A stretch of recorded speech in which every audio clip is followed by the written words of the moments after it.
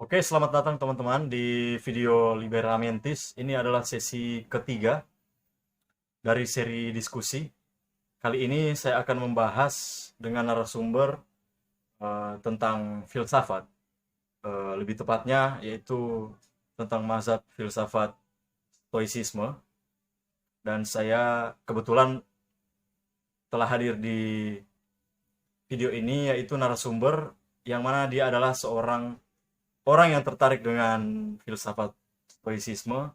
Silakan memperkenalkan diri. Oke, saya perkenalkan saya Heaven Kariso, seorang penari seni lah, tapi juga tertarik dengan filosofi, filsafat, literatur, musik. Kebetulan ini saya juga eh, sedang mendalami ajaran Stoikisme yang merupakan pokok bahasan kita saat ini. Oke, kita langsung pada topik saja ya. Saya ingin menanyakan tentang definisi dulu. Eh, Nah, dari definisi sendiri, stoikisme itu apa sih? Awalnya lebih baik mungkin saya menjelaskan dulu awal dari apa yang disebut dengan filsafat stoikisme ini ya. Jadi stoikisme ini juga disebut Stoa adalah mazhab pemikiran Yunani kuno didirikan di kota Athena, Hmm. di Yunani oleh seseorang yang bernama Zeno Zeno. dari Kitium pada awal abad ketiga sebelum Masehi. Secara resmi ajaran ini berawal pada tahun 108 sebelum Masehi. Terus sudah Seno ada orang juga yang berjasa dalam pengembangan sekolah Stoa ini, namanya Cleanthes dari Assos dan juga Chrysippus dari Soli. Hmm. Cleanthes ini menyumbangkan eh, satu pemikiran dalam stoikisme, yaitu hubungan etika dan iman, Atau teologi. ya, atau teologi. Terus Chrysippus, dia sumbangannya dalam stoikisme itu adalah eh, tulisan. Hmm. Dia menuliskan sebanyak 705 buku, itu sekitar 90% dari ajaran Stoa, yang membahas tentang masalah astronomi atau perbintangan. Hmm. Ajaran Stoa dan atau Stoikisme ini tentunya sangat beragam.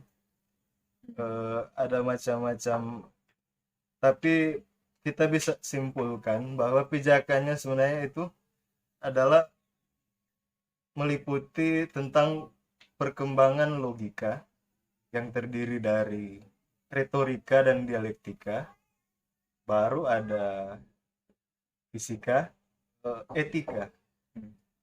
yang di dalamnya ada termasuk teologi dan politik.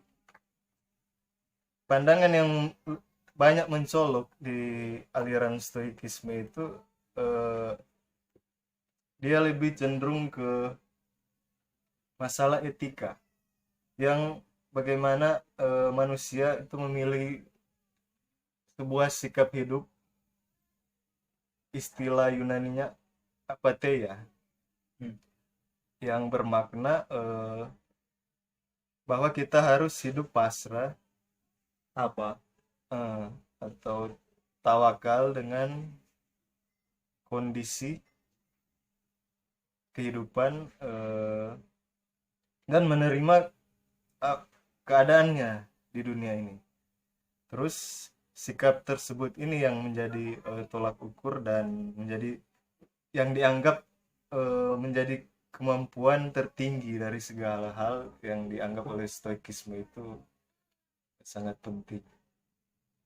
Stoikisme ini populer di kira-kira selama 5 abad, yaitu dari abad ketiga sebelum Masehi sampai 3 Masehi. Selanjutnya dia banyak mempengaruhi pemikir-pemikir Kristen, Hmm. terutama dalam baik dari akademisi ataupun orang-orang yang memilih dan sesuai dengan sikap hidup yang dianut oleh Stoikisme ini. Jadi fokus sebenarnya adalah pada etika. Etika ini yang paling diutamakan.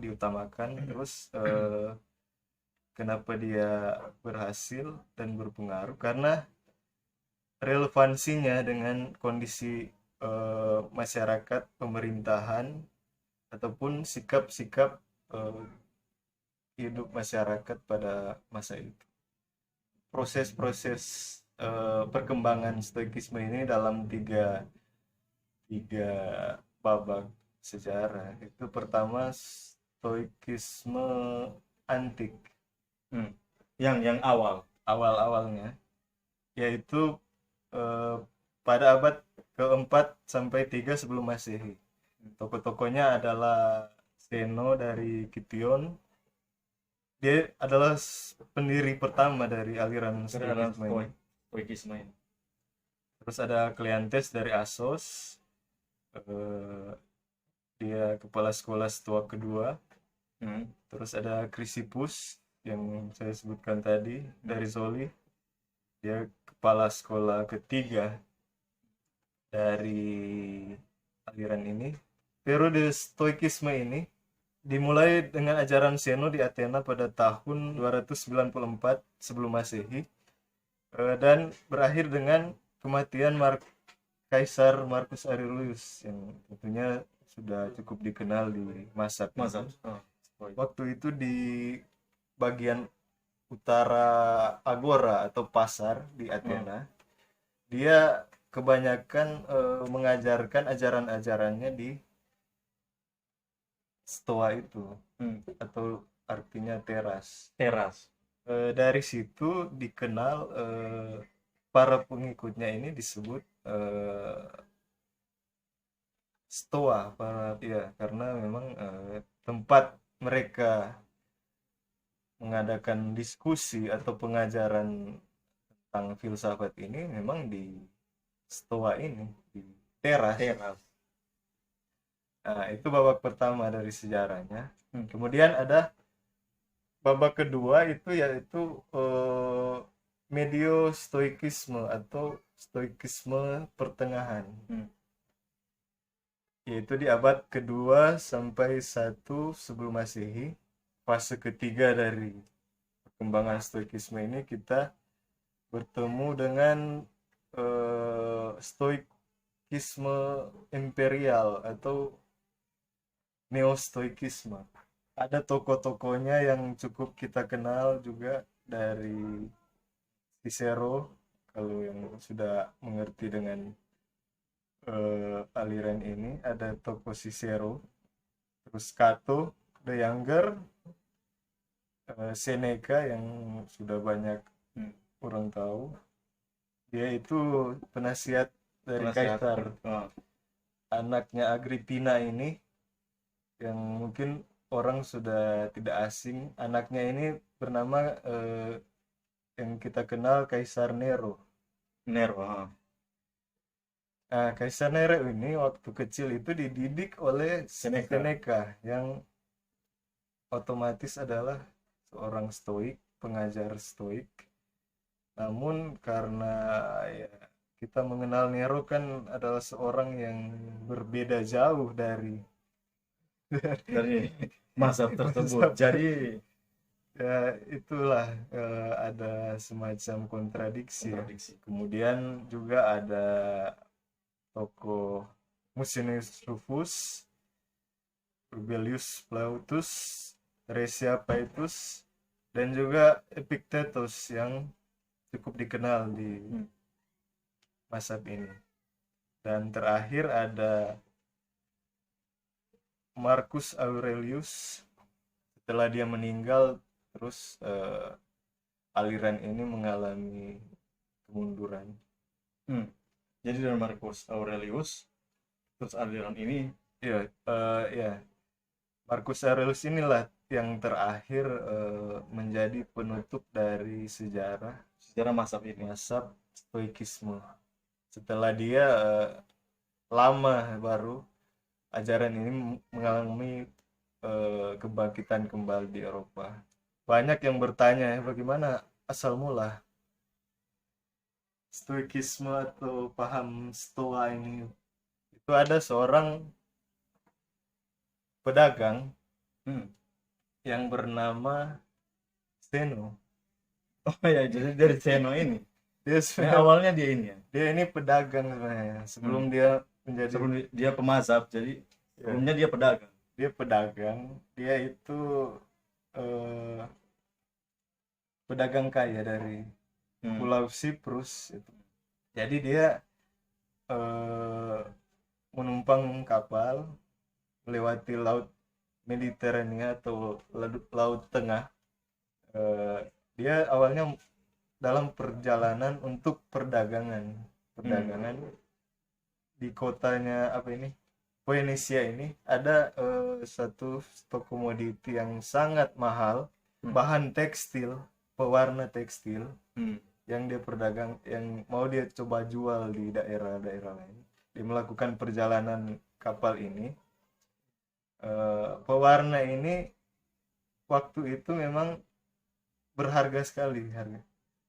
Di perjalanan dia menghadapi suatu musibah. Kapalnya itu karam. Terus dia terdampar di Athena.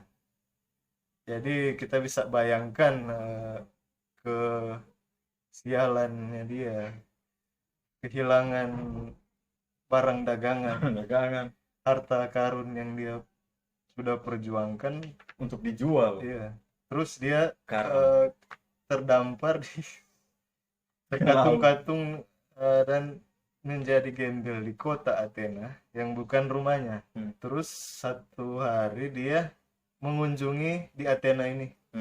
Dia mengunjungi toko buku. Di toko buku ini dia menemukan buku yang menarik, buku filsafat yang dia rasa itu menarik bagi dirinya. Kemudian dia bertanya kepada pemilik toko ini, bagaimana caranya dia bisa bertemu dengan penulis buku, orang yang menulis buku itu. Ya, orang yang menulis buku filsafat yang dia baca itu. Terus tanpa sengaja ada seorang filsuf yang lewat di depan toko itu, namanya Krates. Dengan ketidaksengajaan ini, si pemilik toko buku itu langsung menunjuk ini, dia langsung, oh itu dia penulisnya. Kemudian Zeno otomatis ya langsung ikut dan berguru pada Krates ini. Nah, dia juga Zeno juga setelah mengikuti Krates, dia banyak belajar juga dari filsuf lain.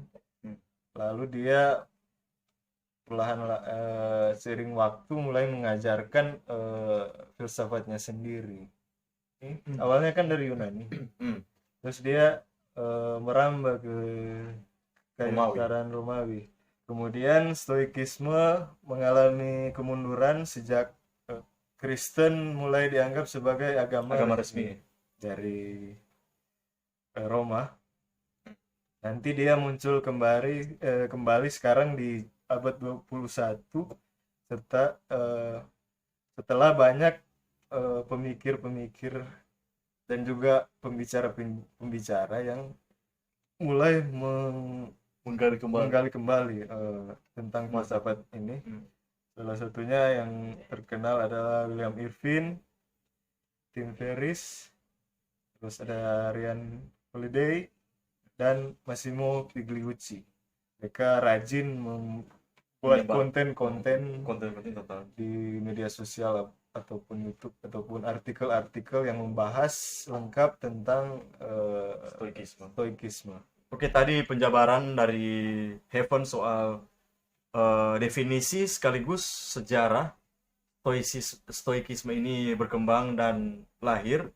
Sekarang kita penasaran apa aplikasi yang bisa kita dapatkan dengan mempelajari mazhab atau aliran filsafat stoikisme ini. Oke, saya awalnya menjelaskan dulu ya, apa sih yang ingin dicapai oleh stoikisme ini. Ada dua tujuan utama yang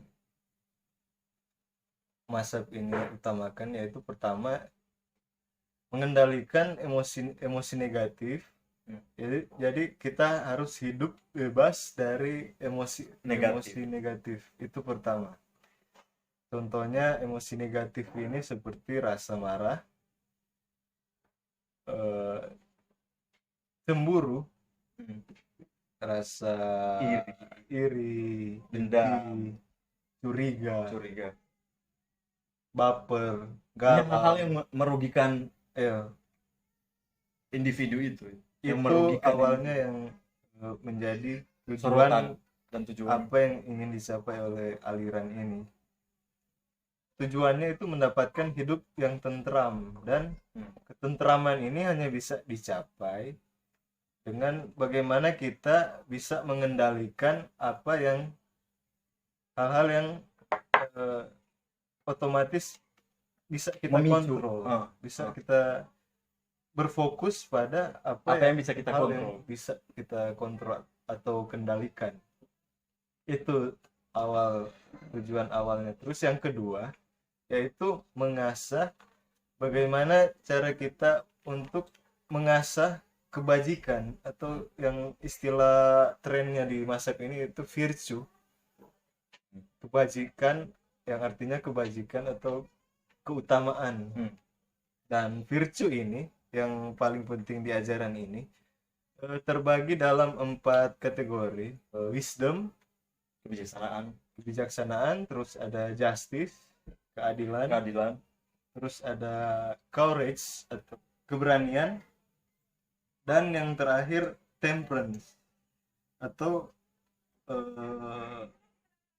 kontrol diri atau menahan diri. Tentunya kebijaksanaan ini yaitu kemampuan kita mengambil keputusan terbaik di dalam segala situasi.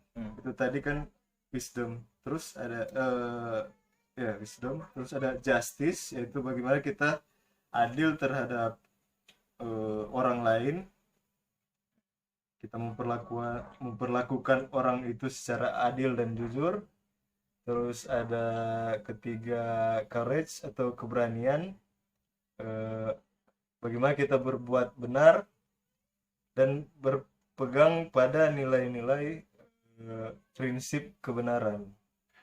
Terus terakhir temperance atau menahan diri, disiplin, kesederhanaan, terus kontrol diri atas nafsu dan emosi. Dua hal itu yang menjadi sorotan yang ingin dicapai oleh stoikisme sebenarnya. Kebahagiaan ini dalam yang ingin dicapai stoikisme bukanlah arti yang maksud kebahagiaan yang secara harafiah, bukan dalam arti pengertian umum, tapi dia lebih menekankan bagaimana cara mengendalikan emosi negatif dan bagaimana mengasah virtue ini atau keutamaan ini. Virtue ini dia memang diambil, ini istilah penting sih dalam stoikisme. Virtue ini dia diambil dia bahasa Inggris yang diambil dari bahasa Latin, virtus. Kemudian asal mulanya itu diambil dari bahasa Yunani arete, yang berarti hidup sebaik-baiknya. Arti harafiahnya hidup sebaik-baiknya sesuai dengan peruntukan kita di dunia. Kemudian bisa kita ambil contoh misalnya seperti menjadi seperti seekor kuda yang dia punya kekuatan untuk berlari kencang dan tangguh. Secara itu dia disebut juga memiliki arete ini atau virtue ini karena dia hidup sebaik-baiknya sesuai dengan kodratnya peruntukannya dia, dia. sifatnya dia, esensi dia sebagai kuda. Contohnya yang paling simpel ya seperti itu. Jadi bagaimana manusia hidup, bagaimana seharusnya manusia, yang membedakan dia dengan makhluk lain. Itu stoikisme ini percaya bahwa hidup dengan virtue ini atau arete ini itu ini memang harus dikejar dalam aliran mazhab ini. Bersama-sama dengan kemampuan kita mengendalikan emosi negatif ini, dengan hidup berkeutamaan ini, mengasah virtue ini, maka otomatis kebahagiaan itu bisa tercapai. Itu yang jadi definisi kebahagiaan itu dari situ. Terus saya kutip juga sebuah perkataan dari seorang filsuf Stoik mengenai seorang praktisi Stoa seharusnya merasakan keceriaan senantiasa dan sukacita yang terdalam karena ia mampu menemukan kebahagiaannya sendiri dan tidak menginginkan sukacita yang lebih daripada sukacita yang datang dari dalam diri sendiri atau inner peace, inner joy itu. Ya sebenarnya mirip-mirip dengan Buddhisme ya. Mengenai miripan itu kaitannya dengan Buddhisme banyak. Buddhisme, tapi padahal dua mazhab ini kan berbeda tempat secara geografis, berbeda tempat dan secara historis juga berbeda masa. Iya memang. Tapi kenapa ada kemiripan di situ? Mungkin karena kesadaran masyarakat atau apa? Menurut Anda sebagai pemerhati? Kalau saya lihat dari keterkaitan stoikisme dengan Buddhisme ini sebenarnya banyak karena dia sama-sama menekankan bagaimana kita mencari ketenangan batin, kebahagiaan, dan menurut pandangan stoikisme ataupun Buddhisme ini manusia itu cenderung keliru. Manusia itu lebih memandang dunianya ini kebanyakan keliru karena banyak kan kasus yang banyaklah masalah-masalah dalam sudah kita ketahui bersama bahwa ada orang yang lebih mengejar kekayaan, materi, keserakahan, posisi, ingin mendapat pangkat, jabatan, yang pada ujung-ujungnya itu mengakibatkan penderitaan. Dia lupa apa itu kebahagiaan karena terlalu fokus pada kepuasan itu. Ini kehendak itu berusaha diluruskan oleh Buddhisme dan Stoikisme ini bahwa manusia ini karena kecenderungannya untuk berbuat keliru, maka dia harusnya melawan kecenderungan itu dengan melakukan semacam terapi lah, bagaimana kita mengolah persepsi kita lewat meditasi atau perenungan semacam berkontemplasi lah, terhadap hal-hal yang merugikan dirinya sendiri. Dalam filsafat Stoikisme ini ada keterkaitan juga erat yang mengenai masalah tentang kematian. Bagi kaum Buddhis, dalam kitab mereka yang berjudul Satipatthana Sutta. Dikisahkan itu bahwa di India kuno waktu itu mayat-mayat itu memang dibiarkan diletakkan begitu saja di Oh iya, atas tanah.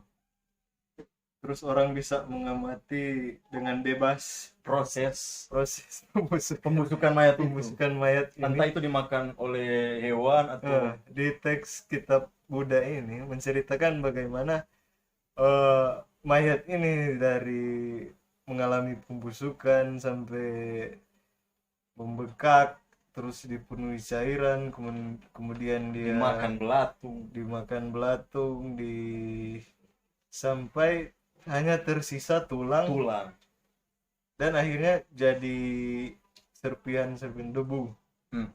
Nah, dari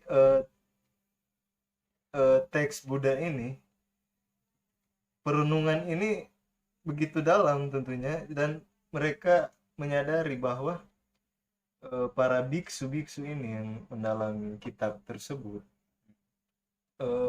merasa bahwa nasib mereka juga akan seperti itu. bertemu dengan hal-hal itu juga, bahwa mereka tidak lepas dari proses kematian yang sangat menjijikkan dan akhirnya akan menjadi debu dan tidak berarti lagi. Ajaran-ajaran Stoa ini mengisahkan juga hal-hal yang sama dengan ajaran tentang Kematian Buddhisme dalam itu. Buddhisme. Namun yang disampaikan oleh ajaran Stoik tentunya tidak lebih lengkap daripada Buddhisme, tidak lebih detail daripada Buddhisme. Seneca ini, pemikir Stoikisme, Epictetus maupun Marcus Aurelius itu banyak berbicara tentang pentingnya mengingat Kematian. proses kematian kita, bagaimana caranya untuk selalu membayangkan Proses kematian itu. Kematian kita yang kita tidak tahu ada kapanpun bisa terjadi. Di Stoikisme ini mengajarkan itu, bahwa haruslah kita membayangkan bagaimana kita ini hidup seolah-olah sedang di masa-masa terakhir kehidupan, di ambang kematian. Bila ini dilatihkan, maka otomatis menurut ajaran Stoikisme pemikiran sesat itu akan terhindarkan lewat perenungan ini, perenungan terhadap kerentanan kita untuk mati, bahwa waktu kita tinggal sebentar saja. Serakan itu otomatis pasti akan juga hilang dari keinginan-keinginan atau intinya keinginan negatif kita atau emosi negatif kita setelah kita merenungkan tentang masa-masa kematian kita. Tentunya pikiran negatif itu otomatis akan terhapuskan, menghilang, ataupun ya ada juga perbedaan kan pasti dari dimana Buddhisme kan itu ada doktrin yang membedakan antara keyakinan. Kalau di Buddhisme itu ada tentang karma dan juga reinkarnasi. Itu tidak ada di Stoikisme. Jadi membedakan cuman teologinya, secara teologis, secara ritual juga membedakan. Karena Buddhis tidak ada ritual. Di Stoikisme tidak ada ritual. Karena Stoikisme mungkin emang lebih murni praktik hidup sehari-hari. Sedangkan Buddhisme kan ya kita tahu pasti ada ritual di situ. Karena itu juga spiritual. Pengikutnya lebih banyak dari Stoikisme. Karena itu memang agama dan cuma keterkaitannya banyak. Dari konsep-konsepnya, konsep mirip, bagaimana mencari kebahagiaan, keterangan batin. Ada banyak kemiripan. Oke. Kalau referensi buku dan siapa tokoh Stoa yang paling mempengaruhi pemikiran Anda, referensi buku, bersyukurlah kita di saat sekarang ini sudah banyak terjemahan Indonesia yang menerbitkan buku-buku tentang stoikisme. Salah satunya rekomendasi saya itu Kurus. buku yang berjudul untuk para pemula, Filosofi teras. Filosofi Teras. Menerima 6 piring. Pengarangnya Henry Manampiring, dan itu menurut saya simple sih konsep. Simple.